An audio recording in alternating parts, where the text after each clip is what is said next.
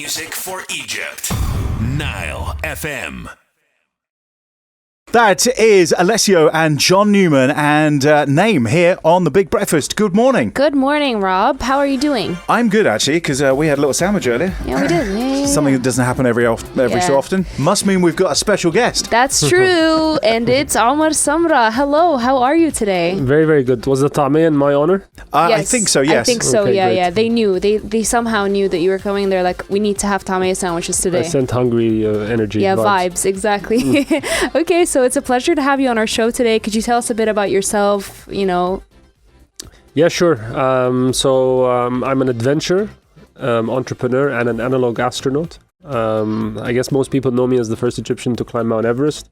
But then I went on a sort of a slew of different adventures in very cold and uncomfortable places. And I'm here today. That's so cool. Yeah, that honestly is really cool. I mean, Mount Everest. Yeah, and I thought it was cold in the studio right now. Oh, yeah, she's always saying it's cold in here. It's currently... It is cold in here, actually. Oh, see? Yeah. Even the guy who climbed Mount Everest thinks it's cold in here. If that's not proof, I don't know what is. Okay, where is colder? Mount Everest or the studio? The studio. See? No hesitation.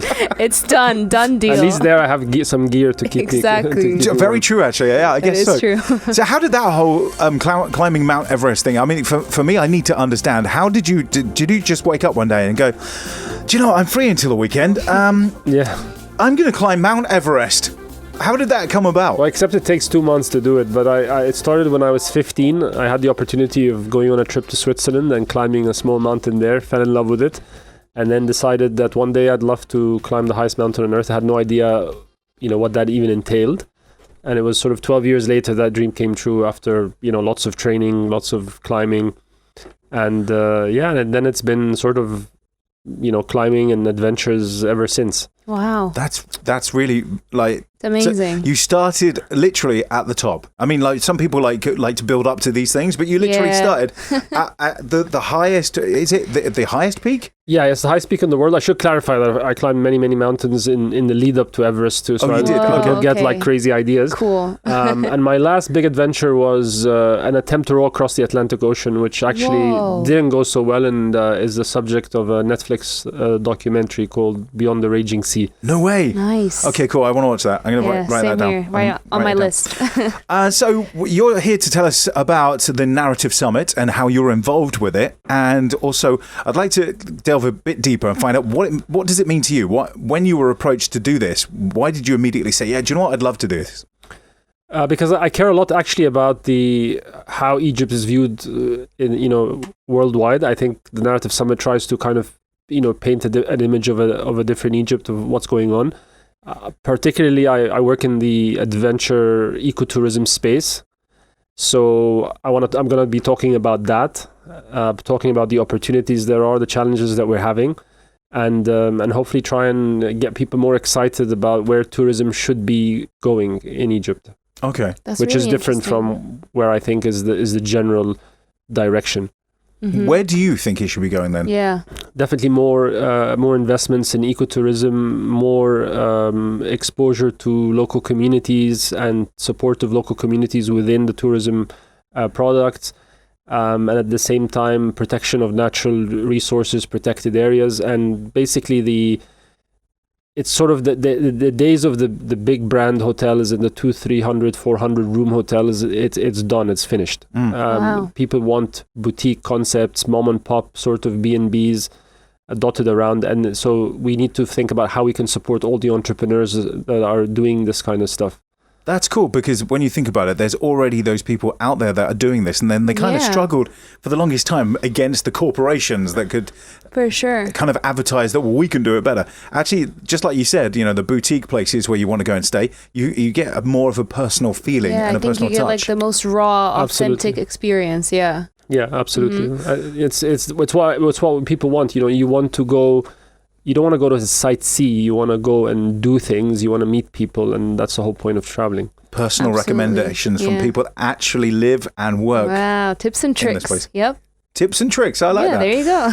Okay, Omar, are you right to stick around for a little bit longer? Yeah, absolutely. So we're going to be playing a game of bangers. We'll do that in, say, probably about 5 minutes. And if, for anyone that's not heard this before, it's basically 4 songs battling it out against each other.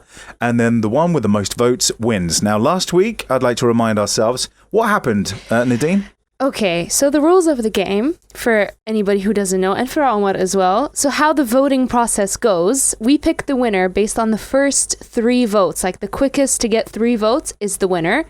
But as soon as Rob got 3 votes, all the other votes pouring in were my name. So I had more votes, but Rob got there faster. So technically I won. So we'll be back in a few minutes. It'll be myself, Rob, Omar, and Sore Loser next. Hit music for Egypt. Nile FM. Ora Diana, Rock Mafia and Friends. It's 9:27 right now. This is The Big Breakfast on 104.2 Nile FM. It's me, Rob. And it's me, Nadine, and joining us is Omar Samra in the studio today. Hello. Hi. Okay, so we've covered Who Are You? Oh, by the way, I haven't said this on air, but happy birthday for last month. Thank you so much. Happy belated birthday. Yes, exactly. Appreciate that. No, I did do a little bit of research. I like to call it research. Some people might call it stalking, but Okay. I discovered that you were born in Wimbledon in the UK. Yes, that's correct. That's cool. Yeah. My parents used to live there early on. And then as soon as I was born, they went back to Egypt. Oh, so you didn't get to see the tennis? No. Oh. Well, I saw it later on in life. Oh. I Okay. attended the Wimbledon final several years ago. Oh, It was nice. almost like your Yeah. birthright because you were born there. You Yeah. had I was to see supposed it. to be a great tennis player, but that didn't Oh, work wow. out. Oh, but now you do other amazing things. Yeah, exactly. I've actually achieved another Grand Slam because there's an adventure Grand Slam, which is Oh, the cool. task of climbing Everest, the highest mountain in every continent, and skiing to both the North and South Pole. No way. Oh, that's so cool. Wow. Okay, so you're here. I feel like I've done nothing with my life. Yeah, same.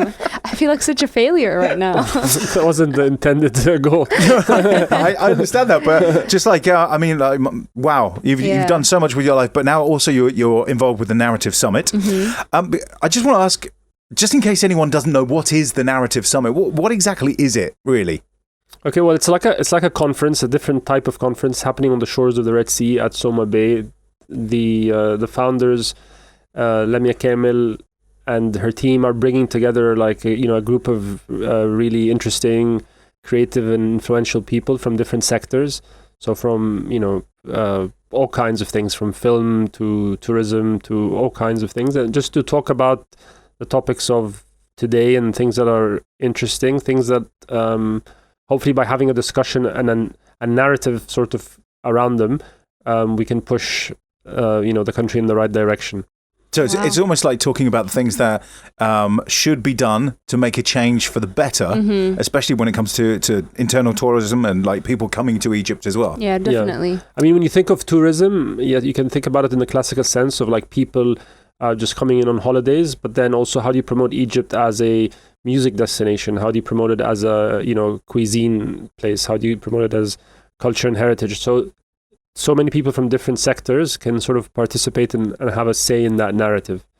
Okay. So it's like an all-round thing. Yeah. That's great. It's a very wholesome thing for Egypt. is, yeah, and definitely. I can't, you keep going back to this whole thing of what you were saying about the boutique hotels. And I'm thinking, do you know what? That is exactly what I like to do as well. And I hadn't Yeah. even realized Definitely. that's what I want to do. When I want to go to travel somewhere, I like Yeah. to stay in some of the lesser known places where you Yeah. get a feel for the real place and the area where you're staying. Yeah, and for me, it's not just for hotels. Like I always like to experience everything sort of the most authentic way possible, like going to like small businesses, shopping in like local shops rather than like big malls. So Absolutely. I definitely see where you're coming from for sure. Cool. In the olden days, like you'd want to be a bucket list destination as a country, right? So but that's basically a kind of a cemetery of tourism countries, because that's basically a place you want to visit before you kick the bucket. So you might do that in 50 years, right? We want people to come now. We want them to come again. And people are more likely to do that if they're interested in specific activities that they're passionate about. So Definitely. a kite surfer will want to come many times to hone his craft. Someone who's interested in the arts will find many reasons to come, rather than if you're just looking at it as I'm going to go and just tick off like the 3 top things to do, and that's it. Yeah, there's so much more than that. Yeah, Really so is. it's all about wanting to come back, basically, which is, I think, is a great philosophy to have when you think about tourism. It's not just a one-stop kind of thing. You need to have something you want to come back to. So I definitely agree with that point. Okay, so we're going to play a round of bangers. Nice. Ooh, exciting. Who is going to win? Is it going to be? Now, we picked our listeners' song. I was very confident about my chances until you told me the songs last week that won, and I realized that I'm probably No, very I think far you have from... a pretty good chance, honestly. It's Okay. it's one of my favorite songs, the one you picked. I'm going to be honest with you. Not last week, but the week before. One of the songs was Aha and Take On Me. Now, that was mine. Did that win? I think it won, right? Yeah, it did. It won. So, Yeah. see, Okay. sometimes old is gold when it Yeah, comes to these sorts of things. Absolutely. So because of that, I honestly believe that Omar is going to win today. I do too. But we'll find out after we shall play this. see. Young T, Bugsy and Heady One. This is Don't Rush. It's 9:32 and Bangers is on the way next on Nile FM. Hit music for Egypt. Nile FM.